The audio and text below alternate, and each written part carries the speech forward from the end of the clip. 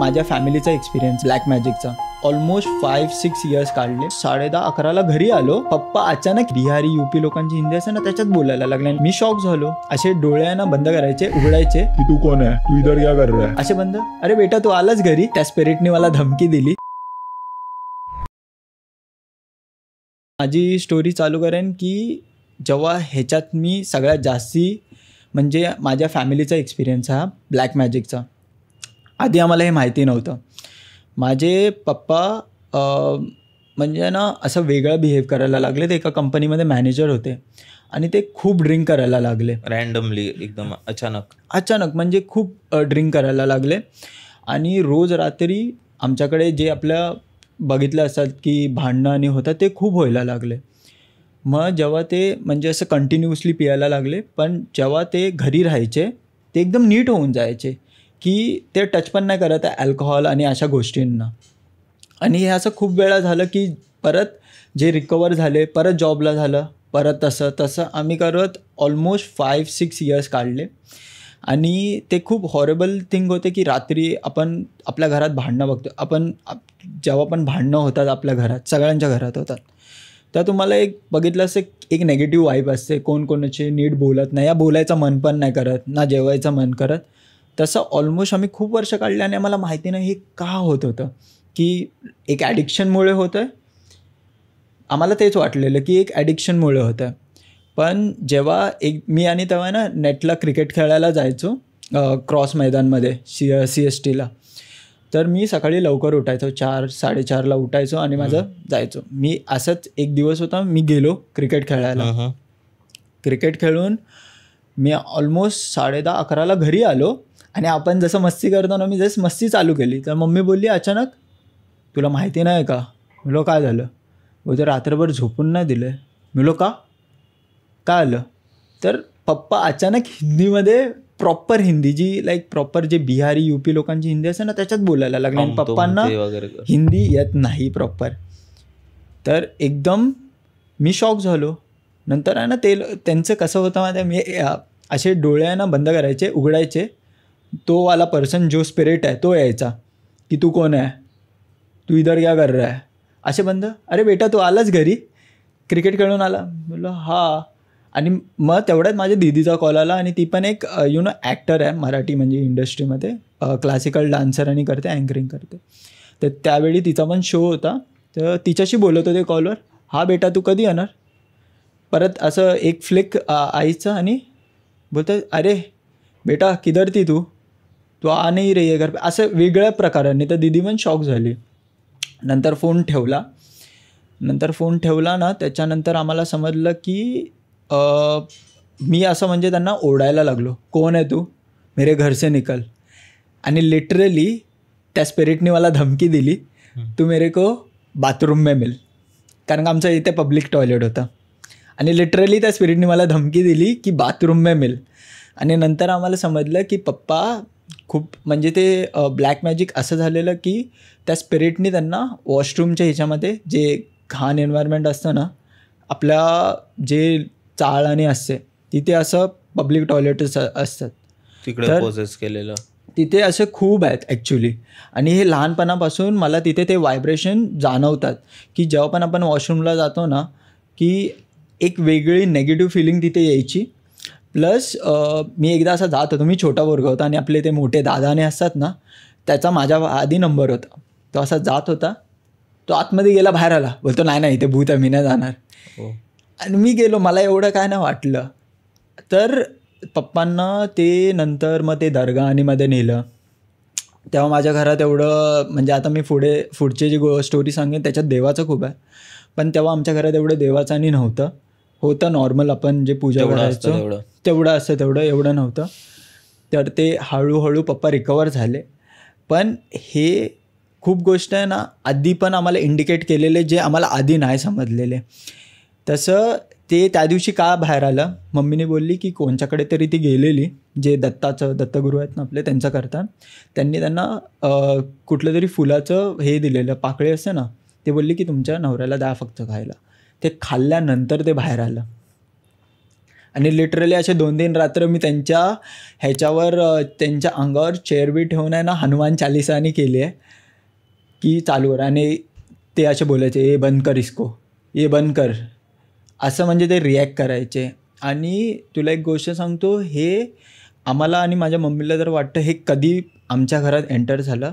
नवरात्राची गोष्ट होती आणि खूप आधीची गोष्ट आहे. नवरात्राची गोष्ट होती, दिवस होते आणि आहे ना रोज रात्रीचं येऊन आहे ना कोणतरी नॉक करायचं.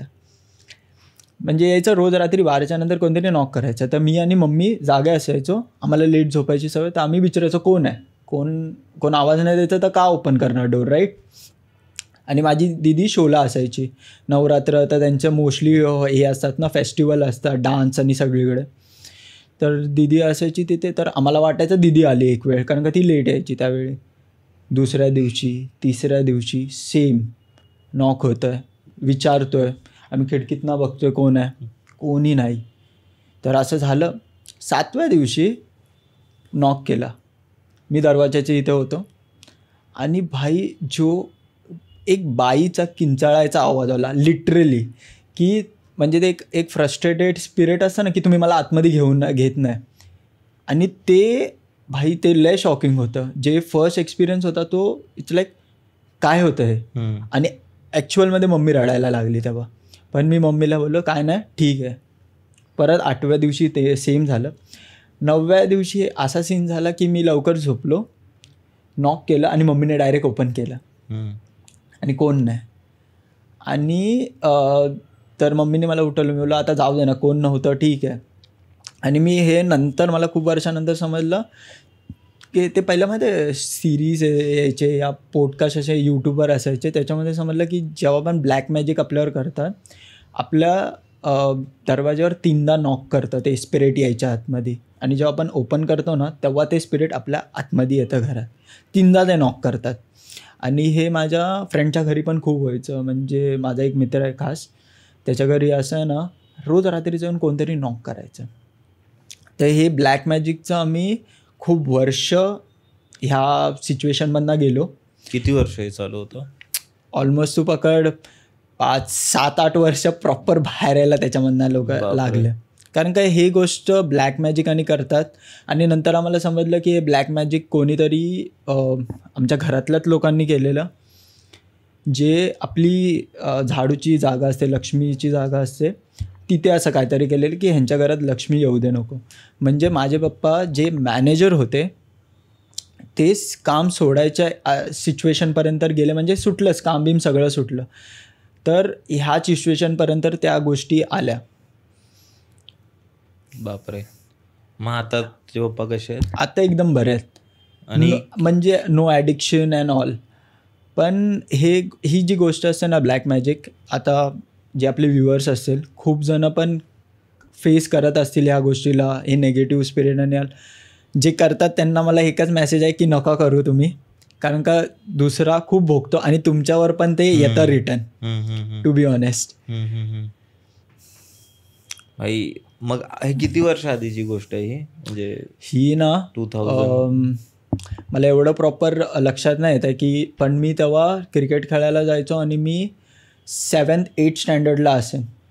मी तुला अजून पण मी त्या वॉशरूमला मी टॉयलेट त्यापासून गेलोच नाही. एवढ्या वर्ष झाले मी नाही गेलो आहे. कारण का एक मला आहे ना त्या बाथरूमची घाण स्वप्न पण यायची की जी मी एक्सप्लेन पण नाही करू शकत. त्या प्रकारेची त्या जागेची मला प्रॉपर स्वप्न यायची की मी तिथे पडतोय, त्या घाणीत पडतोय अँड ऑल दॅट थिंग.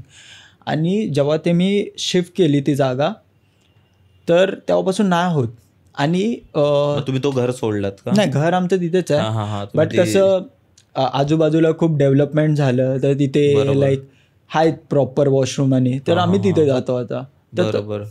मग ते नंतर समजलं की कोणाची ती आत्मा होती काय? ती एक आमच्या इथे एक भैया होता, तो लाईक वॉशरूममध्ये तो पडून एक्सपायर झालेला. तर त्यांनी पप्पांना पकडलेलं. पण त्या वॉशरूममध्ये ना अशी खूप गोष्ट आहेत म्हणजे मी बघितलेली की कोण शर्ट पॅन्ट आणि ठेवतं आहे, हळदी कुंकू, लिंबू, अशी खूप गोष्ट होती ती लोक अशी ठेवायचे. म्हणजे तिथे खूप बरंच असं होतं. बापरे. मग हे कधी कम्प्लीट झालं? 7-8 वर्षानंतर हे? खूप टाइम लागला. पप्पा पण हळूहळू रिकवर झाले त्या गोष्टीमधनं. कारण का लाईक ते आपलं असतं ना अमावस्या आणि ते रात्र ते तेव्हा तेव्हा ट्रिगर करायच्या नंतर पण.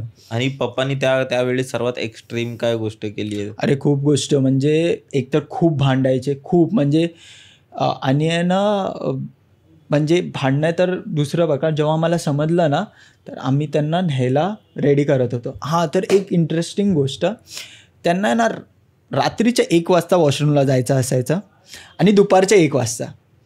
तर आम्ही काय केलं माहिती आहे का, त्या दिवशी आमच्या घड्याळातला टाईम फिरवला, म्हणजे एक वेगळा टाईम लावला. माझ्या नेबरचा घड्याळ फिरवला, आमच्या फोनचे टायमिंग चेंज केले, तरी त्यांना समजलं की 1 वाजला आणि प्रॉपर 1 वाजता गेले ते, परफेक्ट 1 वाजता. बापरे. आणि मला धमकी पण अशीच भेटलेली ना स्पिरिटकडनं की तू वॉशरूममध्ये भेट मला. म्हणजे मी 1-2 महिने गेलो असेल तिथे, असं नाही की डायरेक्ट सोडलं, बट नंतर मग मी नाहीच मला, कारण का मला तिथे वेगळं फील व्हायचंच. म्हणजे असे पायाने ना व्हायब्रेट व्हायचे, असं वाटायचं कोणतरी हाय. मनात पण भीती होती एक, ती पहिल्यापासून होती ॲक्च्युली. मला तिथे समजून यायचं, म्हणजे मी माझ्या लाईफमध्ये अशा गोष्टी झाल्यात ना की मला व्हायब्रेशन समजून यायचे की अरे इथे आहे ना काहीतरी हाय, कोणतरी बघतंय, असं वाला. बापरे. हे तुझे बोललास ना नवरात्रीच्या टाईमला असं होतं, नवरात्रीच्या वेळी असं होतं, तर हे माझ्या आजीनी पण असं सांगितलेलं की त्यांच्याही गावी नवरात्रीच्या वेळी असं कोणतरी नॉक करायचं, त्यावेळी सर्व लोक राम नाम असं त्यांच्या डोरवर लिहून ठेवायचं. कारण मला तेव्हा मी असं पण ऐकले, तेव्हा खूप पॉवर, म्हणजे देवी असे असतात तर निगेटिव्ह एनर्जी खूप असतात आणि त्याच्याच नंतर पित्र वगैरेही असतात. मी असं ऐकलंय की 9 दिवसात देवांचं काहीतरी नसतात आणि मोस्टली सगळे स्पिरिट आहे ना बाहेर पडतात. त्यामुळे ते बोलतात ना की नवरात्राच्या दिवशी असे लेट नाही फिरायचं, तसं वाला. एकदा आमच्या एरियात पण असं एकदा झालेलं. माझा एक मित्र होता, तो गरबा खेळून परत जात होता आणि त्याला असे आवाज येत होते आणि शेवटी जेव्हा त्यांनी मागे वळून बघितलं तिकडेच तो बेशुद्ध झालेला. एवढा की त्यांनी टॉयलेट वगैरे केले त्याच्या पॅन्टमध्ये तिथे. आम्ही लहान होतो, म्हणजे जवळपास 8 किंवा 8वी-9वीला होतो, पण त्यावेळी तो बेशुद्ध झाला जागेवर आणि मग त्याला हॉस्पिटलमध्ये वगैरे घेऊन गेले. तर ते असं नॉर्मल गोष्टी तर नव्हती. तर त्याचं तेच होतं की ते असे स्पेसिफिक दिवस असतात तेव्हा ती स्पिरिट पण आणि जास्त ऍक्टिव्ह असते आणि जे करतात पण त्यांना ते दिवसाचा खूप बेनिफिट, ते म्हणजे ते बेनिफिट उचलतात की भाई मला ह्याच्यावर करायचंय, हा दिवस प्रॉपर असणार की पॉवरफुल असणार ते थिंग्स, तसं.